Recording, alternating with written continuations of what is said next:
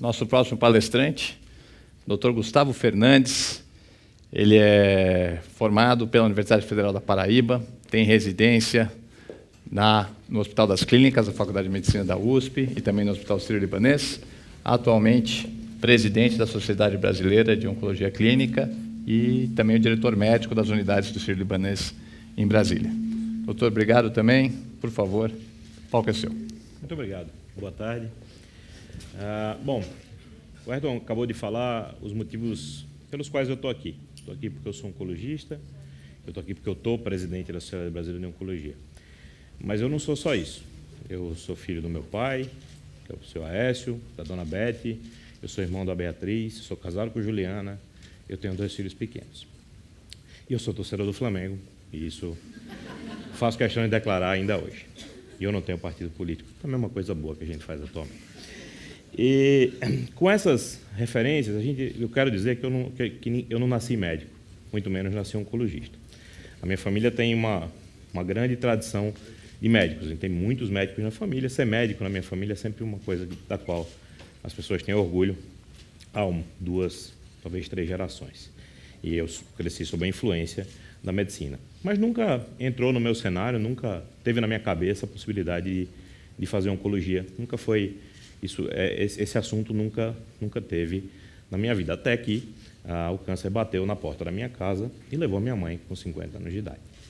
Então, quando a gente parte disso, a gente olha um cenário dessa natureza, de uma doença que é avassaladora, que eu tenho certeza que todos vocês conhecem de forma pessoal, de alguma maneira.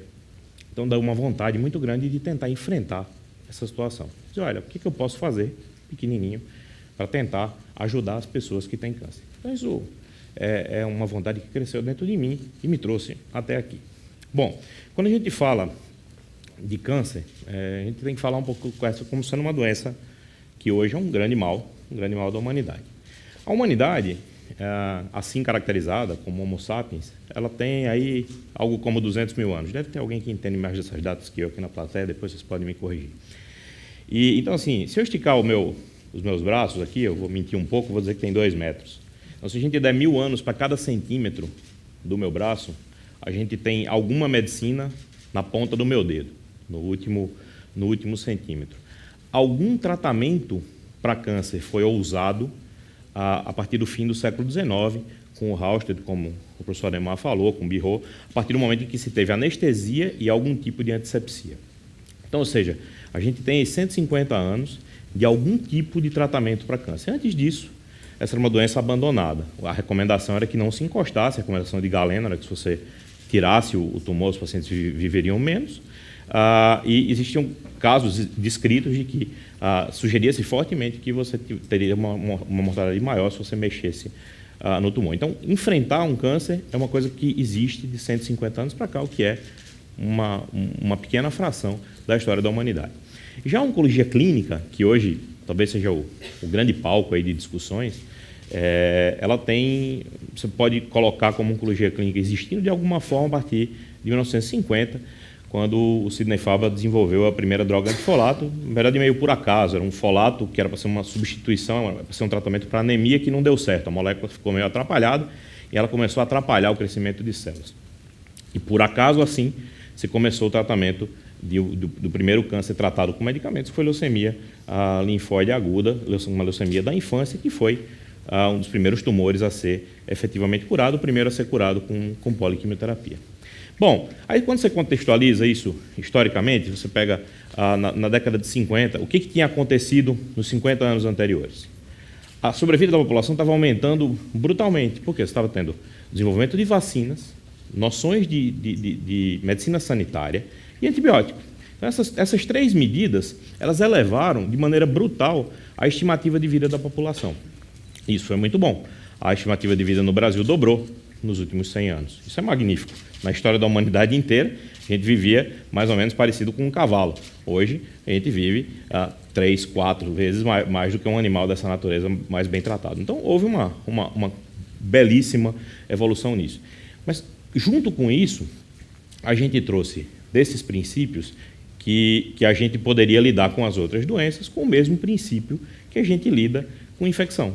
você tem uma infecção, você toma uma pílula, você fica bom. Então, a gente vem aplicando esse tipo de raciocínio a tudo desde então. E isso deu resultados muito interessantes na medicina clínica, mas não conseguiu, naturalmente, resolver tudo que deveria ter sido resolvido a princípio. Quando, em 1950, se começou a tratar câncer, o governo americano fez um fundo com 50 milhões de dólares que deveria servir para a pesquisa de câncer. E, em 1973 ou 74, o presidente Nixon assinou um ato contra o câncer em que o objetivo era erradicar o câncer da face da Terra em 5 a 10 anos. Isso em 1973. Se sabia já do papel da cirurgia, a cirurgia tinha um papel super interessante, já se descreviam casos de cura, já existia uma sistemática de tratamento, já existia algum tipo disso que a gente chama de quimioterapia, mas se achava que se podia avançar de maneira muito rápida, como se avançou na infectologia. A essa altura já se tinha ideia de que o câncer, como falou o Dr. Ademar, ele precisa, para acontecer, de uma modificação na célula normal, precisa de uma mutação. E se achava que você mapearia essas mutações de alguma maneira e que você teria drogas que atuariam nessas células que são mutadas. É uma visão bastante interessante para a época, mas hoje a gente sabe que é simplista. Então, a fundação do National Institute of Cancer nos Estados Unidos, esse despejo de recursos em pesquisa de câncer, ele naturalmente não curou, não foi capaz de erradicar o câncer da face da Terra em 5 a 10 anos, mas ele foi capaz de fazer a gente entender o que estava acontecendo, qual que é o tamanho, qual que é a magnitude da doença, e fez também a gente entender que, com o envelhecimento da população, a gente ia ver cada vez mais casos de câncer. Como também foi muito bem dito pelo professor Ademar, a gente tem a idade como o fator principal para o desenvolvimento de câncer. Então, às vezes, você conversa numa família e fala, mas na minha casa não tem histórico de doença oncológica. E você vai ver, a primeira geração que passou dos 50 foi a anterior. Você não tem um histórico de longo prazo e as pessoas não viviam até uma idade suficiente para desenvolver uma doença que requer uma série de fatores. Então, o fator principal para o desenvolvimento de câncer, isso está incrustado na cabeça de todo mundo, e todo mundo entende isso como sendo uma parte importante do tratamento, que eu acho que é o motivo da gente conversar aqui hoje, é uma mutação genética, certamente. Acho que todo mundo entende que não. Se o seu genoma continuar todo organizado da maneira mais perfeita e funcionando, não vai ter câncer. Se o que comanda a célula está operando em paz, o tumor não vai aparecer. O ponto é que esse sistema é um sistema imenso, e são 23 mil genes ativos, e ele é um sistema bastante instável. Então, todo dia nós temos pequenas alterações, quebra uma coisa para cá, ajeita uma para lá, o sistema, existe um sistema de reparo. Então, por algum motivo, por envelhecimento, ou por excesso de erros, que podem ser genéticos, ou por agressão química, como já foi previamente explicado, alguma dessas mutações falha do processo e passa para uma próxima geração de células. E, a partir daí, ela está dentro do sistema. À medida que esse número de células vai aumentando, ela cresce atualmente de maneira desconfigurada, ela não tem função, o tumor não tem função. Então, o sistema imune, atualmente, consegue reconhecer, certo? E retirar esses pequenos tumores da circulação. Só que uma parte dos tumores desenvolve maneiras de escapar ao sistema imune. Certo?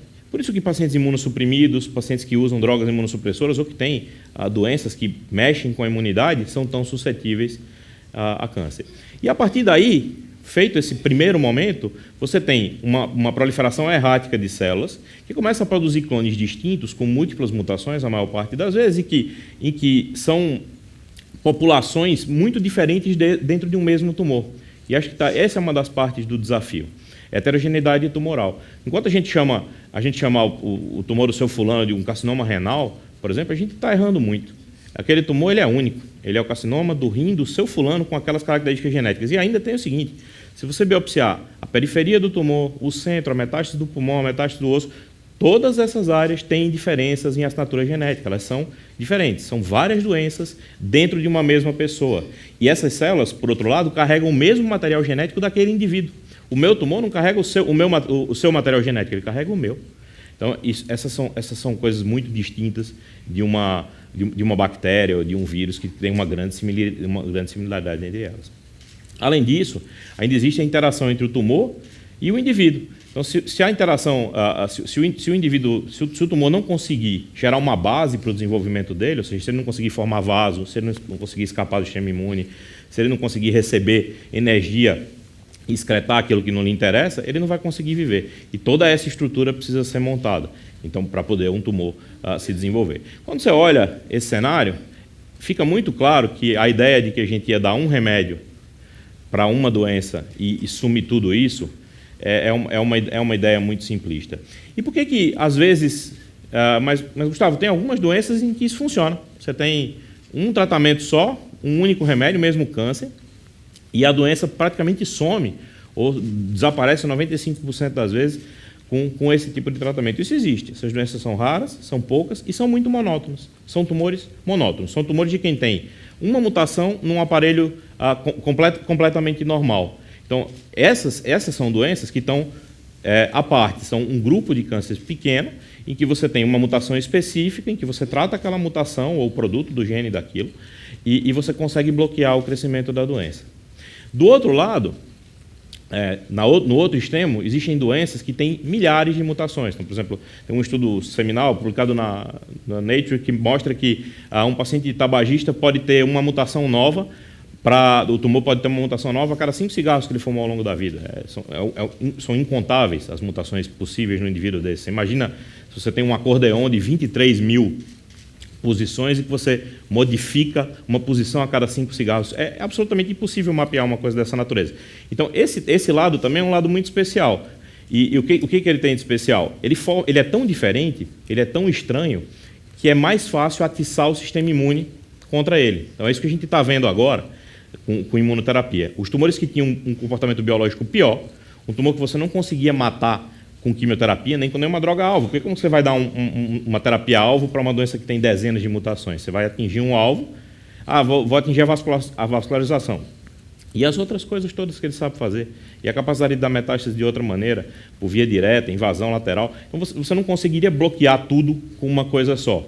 Mas esses tumores, que eram os tumores piores de tratar, eles estão invertendo. A gente está invertendo essas estatísticas porque eles são muito estranhos e os tratamentos imunes acendem a imunidade justamente contra esses tumores que têm um perfil genético mais mutado, que é um perfil genético mais agressivo. Só que também não são todos os tumores. A gente também tem um grupo. E no meio, a gente tem o grupo dos pacientes que tem um número relativamente pequeno de mutações, mas não só uma. Não tem uma mutação motorista que comanda esse tumor para tudo. E também não são tão estranhos que seja fácil de atiçar a imunidade para essa doença. E acho que esse é o grande desafio que a gente tem. Tratar esses pacientes hoje com doença avançada e você não ter uma droga de um lado, nem na imunoterapia nova, que não está disponível para todo mundo, nem nas drogas-alvo ou quimioterapia de alta eficácia que estão no outro lado, é de fato muito frustrante. E faz a gente perceber que o limite disso que a gente faz está dado, né? O limite da cirurgia está dado. A gente não vai ver amanhã uma cirurgia muito melhor do que a cirurgia que tem hoje. A gente não vai ver amanhã quimioterapia ser feita de uma maneira muito diferente, novas combinações de droga. O benefício que isso tem para dar, o salto, é um salto muito pequeno, é um salto muito modesto. A gente não vai conseguir empurrar essa barra para frente com os mesmos approaches. A gente tem que olhar isso de uma outra forma. E a outra forma que a gente enxerga é tentar fazer uma medicina mais personalizada de fato, tentar estudar geneticamente o paciente e os seus tumores, essa interação, e tentar usar drogas mais diferentes, ou seja, diferentes drogas para diferentes pacientes, e não tratar isso como um tumor de estômago, tumor de pulmão, e tentar personalizar. E a outra coisa que a gente acha que vai andar de uma maneira rápida, mas talvez não seja nos próximos 10 ou 20 anos, é a terapia celular, é tentar consertar os erros nas células que estão doentes. Isso parece muito mais razoável do que você tentar destruir. Porque quando você destrói, você tem os elementos tóxicos, eles também são tóxicos para as outras doenças. Se você faz uma coisa que é direcionada para um defeito genético, você vai tratar onde existe aquele defeito genético. Tratar uma célula doente e deixar uma célula sã saudável é tão difícil quanto dar um remédio que faça desaparecer a orelha direita, só para vocês terem ideia. Então, precisa ser uma coisa tão parecida, do ponto de vista genético, grande parte do genoma é tão parecido com o da célula normal que o tamanho do desafio é esse, não é uma coisa tão óbvia. Aquilo que a gente olha no microscópio, no microscópio é diferente, não é tão fácil biologicamente no corpo humano de ser determinado. Então, assim, hoje a gente tem tratamento curativo para 70% dos casos de câncer, vou ser um pouco mais otimista que o professor Ademar. Esse tratamento é feito com cirurgia, com radioterapia, com quimioterapia, com um pouco de droga-alvo e agora com um pouco de imunoterapia. Mas o futuro nosso não é por aqui mais. A gente precisa de novas coisas, a gente precisa de novas ideias, a gente precisa de novos estudos. Esse approach, ele está esgotado. Era isso que eu tinha para dizer. Obrigado. Muito bom, então. Obrigado.